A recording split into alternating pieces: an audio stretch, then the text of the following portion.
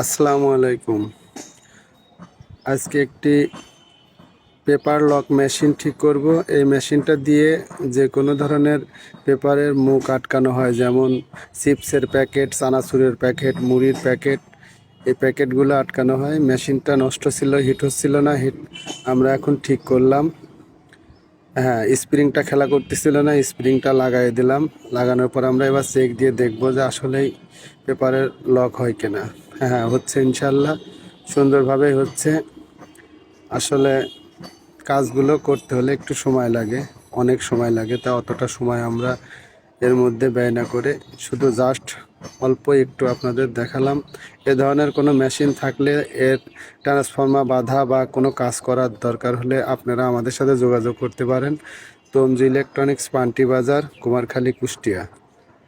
আপনারা মেশিনগুলো নিয়ে আসলে আমরা সুন্দর করে ঠিক করে আপনাদের কাছে আবার পৌঁছে দিতে পারবো ইনশাআল্লাহ।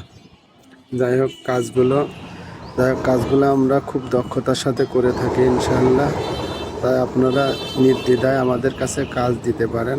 আমরা কাজগুলো করে আপনাদের সুন্দরভাবে বুঝিয়ে